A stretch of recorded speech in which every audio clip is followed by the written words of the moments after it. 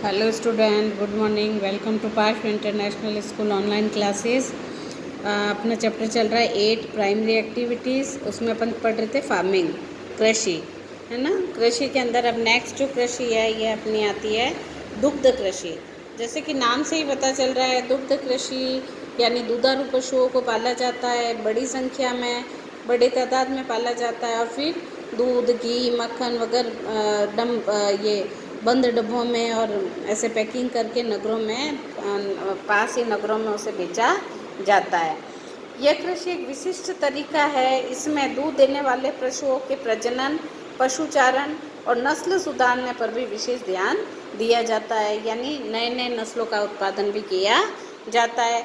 और इनमें पशुओं की देखभाल वैज्ञानिक तरीकों से की जाती है। दूध निकालने का काम, पशुओं को नहलाने का काम, है ना, ये सारे के सारे काम वैज्ञानिक तरीके से किए जाते हैं। दूध दोहने व उससे परिष्कृत करने वाली क्रियाओं को सभी मशीनों के द्वारा किया जाता है।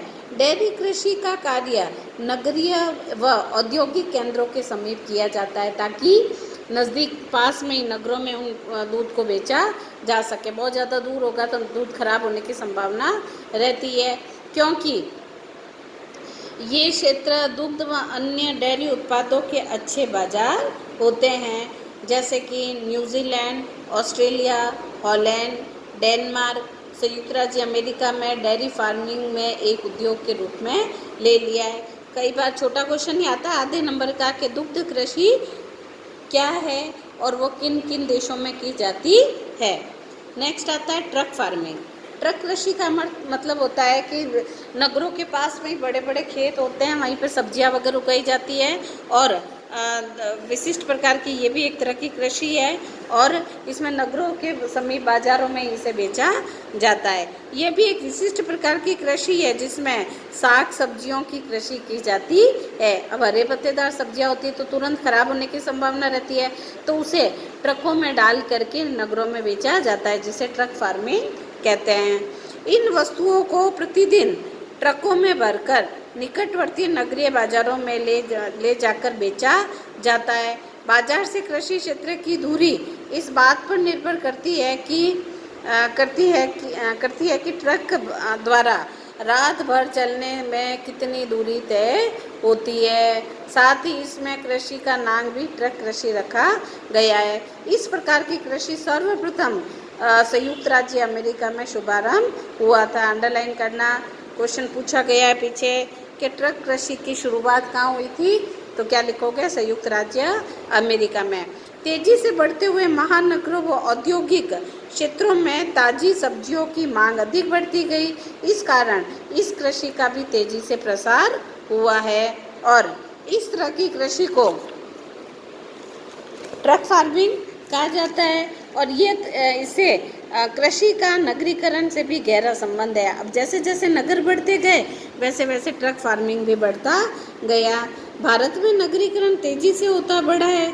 अधिकांश जनसंख्या शाकाहारी है, इसलिए देश में बढ़ती सब्जियों की मांग के कारण इस प्रकार की कृषि का भी तेजी से विकास हो रहा है, इसलिए इसे ट्रक फार्मिंग कहते हैं। सबसे पहले कहाँ शुरू हुई थी?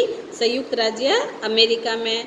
फिर आता है फलोद्यान कृषि। अब नाम से ही पता चल रहा है, ऐसी कृषि जिसमें फलों को लगाया जाता है।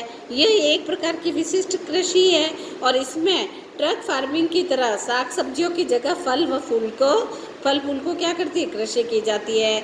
नगरों के पास में फल लगाए जाते हैं और उसे बेचे जाते हैं, जैसे अंगूर वगैरह, नारियल, केले, आम, है ना, नींबू, नारंगी, संतरा आदि ये फल लगाए जाते हैं और उन्हें नगरों में बेचा जाता है, और किस में डाल के? ट्रकों में भेजा जाता है। और फलों व फूलों की मांग नगरों के अंदर अधिक होती है, इसलिए विभिन्न भागों में विशिष्ट प्रकार के फल भी उगाए जाते हैं। उष्णकटिबंधीय क्षेत्रों में केला, आम, नारियल, शीतोष्णकटिबंधीय क्षेत्रों में सेब, नाशपाती, भूमध्य सागरीय क्षेत्रों में नींबू, नारंगी, संतरा, अंगूर आदि लगाए जाते हैं और उसे नगरों में बेचा जाता है। ये देखो चित्र संख्या दिख रहा है 8.12 में भूमध्य सागरीय प्रदेशों में अंगूर की खेती, ठीक है ना। फिर अंगूर को सड़ा गला के क्या करते हैं? शराब भी बनाई जाती है और इससे किशमिश भी बनाई जाती है। तो फलों की भांति फूलों की भी नगरीय क्षेत्रों में काफ़ी मांग रहती है। अगर अब राजस्थान की बात की जाए तो सबसे ज़्यादा फूलों का उत्पादन कहाँ होता है? पुष्कर के अंदर। गुलाब की फूलों की खेती पुष्कर में की जाती है। काफ़ी मांग रहती है। फूलों की बिक्री से कृषकों को भारी मुनाफा भी होता है। और भारत में गुलाब, गेंदे व अन्य फूलों की अच्छी पैदावार भी होती है और इसलिए इसकी डिमांड भी बढ़ी हुई है। फिर आता है लकड़ी काटना। देखो, लकड़ी काटना भी एक बहुत प्राथमिक व्यवसाय है। इससे कच्चा माल मिलता है फर्नीचर बनाने में, ठीक है, मकान में और अन्य फैक्ट्रियों में इसका यूज़ किया जाता है। बुक वगैरह बनाते हैं, किताब, पेपर वगैरह, उसके ये जो उसका रॉ मटेरियल में भी इसका यूज़ आता है। यह भी मानव का एक प्रमुख प्राथमिक व्यवसाय है और साथ ही इसमें वनों से लकड़ी काटना और उसके लट्ठे बनाना तथा आरा मशीनों तक उसे भेजना, ये सब शामिल है। इस व्यवसाय में भी अन्य व्यवसायों की भांति महत्वपूर्ण बदलाव आया है। पहले लकड़ी को केवल ईंधन के लिए काटा जाता था, लेकिन आज इसका प्रयोग कई उद्योगों में कच्चे माल के रूप में भी किया जाता है। कागज व फर्नीचर उद्योग इस पर आधारित उद्योग है, अभी बताया जैसे, ठीक है। लकड़ी काटने का व्यवसाय उष्णकटिबंधीय प्रदेशों में प्राथमिक स्तर पर किया जाता है। उष्णकटिबंधीय वनों के प्रमुख कौन कौन से वृक्ष इसमें यूज में आते हैं? तो नंबर 1 है साल का वृक्ष, सागौन का वृक्ष, महोगनी का वृक्ष, चंदन का वृक्ष, रोजवुड आदि पेड़ों को इसमें उष्णकटिबंधीय क्षेत्रों में इनका यूज़ किया जाता है। और इनका उपयोग इमारत बनाने व फर्नीचर बनाने में भी इसका किया जाता है। शीतोष्ण कटिबंधीय कोणधारी वनों में भी लकड़ी काटने का कार्य व्यापारिक रूप से किया जाता है और ये वनों में एक प्रकार की वृक्षों की बहुलता होती है। देखो, शीतोष्ण कटिबंधीय नाम से ही पता चल रहा है, शीत प्लस उष्ण, गर्मी भी रहती है, वर्षा भी होती है, तो यहाँ पर बहुत घने घने वन मिलते हैं। और पेड़ काटने, लट्ठे बनाने का कार्य भी यहाँ किया जाता है और इन क्षेत्रों में परिवहन के साधनों का भी पर्याप्त विकास हुआ है और इनकी मुलायम लकड़ी, लुगदी, लुगदी और लकड़ी काटने का कार्य भी ये किया जाता है, जो मुख्य रूप से कनाडा, नॉर्वे, फिनलैंड, संयुक्त राज्य अमेरिका में किया जाता है। लकड़ी की बढ़ती मांग के कारण अब आज संपूर्ण विश्व में वनों की अंधाधुंध कटाई हो रही है, जो कि हमारे लिए बहुत ही नुकसानदायक है। आज जो पर्यावरण में बदलाव देखने को मिल रहा है, ये सब वनों की कटाई के कारण हो रहा है। वन क्षेत्र तेजी से घटते जा रहे हैं, इसके कारण मिट्टी का भी अपरदन हो रहा है, उपजाऊपन घट रहा है, मृदा अपरदन के कारण नदियों में बाढ़ आ रही है, पर्यावरण का भी असंतुलन हो रहा है। तो ये मुख्य रूप से प्रमुख कारण है।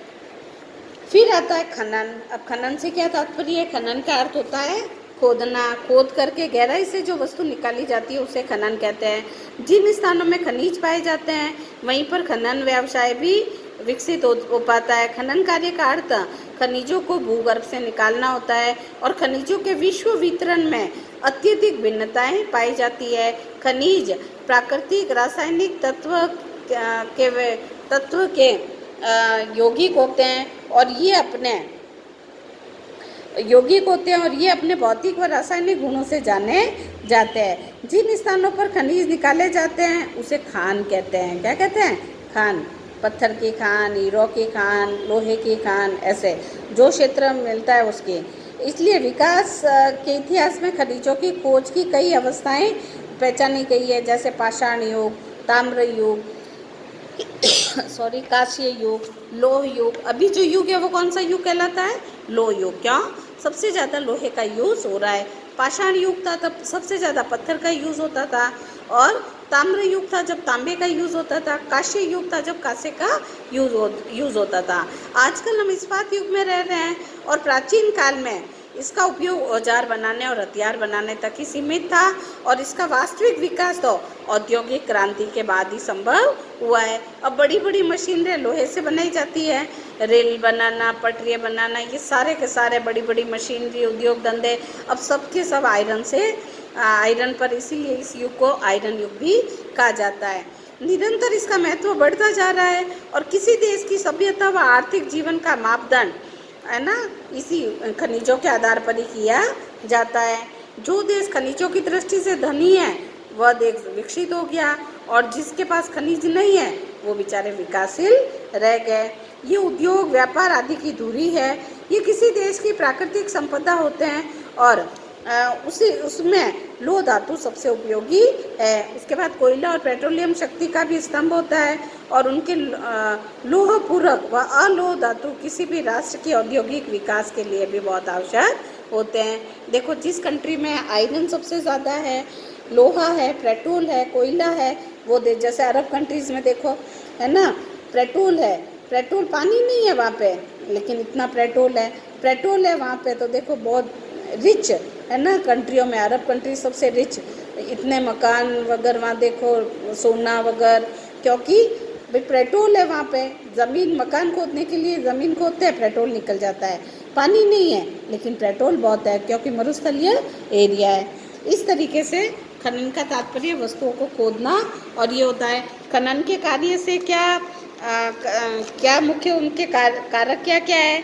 नंबर 1, प्राकृतिक दशाएं अनुकूल होनी चाहिए और मानवीय दशाएं, जैसे पूंजी हो, श्रम हो, तकनीकी विकास हो, मांग हो, यातायात की सुविधा हो। और प्राकृतिक दशाओं में वहाँ खनिजों के भंडार हो और मात्रा अच्छी हो, प्रकार हो, तब हम वहाँ खनिज खनन कर सकते हैं। खनिजों की क्या विशेषता होती है? पृथ्वी पर इसका वितरण सब जगह असमान है। अधिकांश खनिज निश्चित व अनव्यकरणीय होते हैं। अधिकांश खनिज भूगर्भ में बहुत गहरे छिपे होते हैं जिसके कारण हम उसका उत्खनन नहीं कर पाते और करना है तो बहुत ज़्यादा पूंजी और श्रम की और मशीनों की आवश्यकता पड़ती है। निरंतर खनन के द्वारा खाने दिन प्रतिदिन खर्चीली और अनार्थिक होती जा रही है। कोई भी देश खनिजों के उत्पादन में आत्मनिर्भर नहीं बन पाया है और खनिजों के उत्खनन, उपयोग, बाजार और मांग पर आधारित होता है। खनिजों का वर्गीकरण करें तो विश्व के अंदर 1600 प्रकार के खनिज पाए जाते हैं, जिनमें से लगभग 200 खनिजों का उत्पादन औद्योगिक दृष्टि से किया जा रहा है। आधुनिक औद्योगिक अर्थतंत्र के लिए लगभग 80 प्रकार के खनिज पदार्थ आवश्यक समझे जाते हैं। खनिज पदार्थ को प्रधानतः 3 श्रेणियों में बांटा गया है। ठीक है, आग्नेय चट्टानें, कायांतरिक और अवसादी बता चुकी हूँ। और सबसे ज़्यादा खनिज कौन सी शैलों में पाए जाते हैं? अवसादी शैलों में पाए जाते हैं।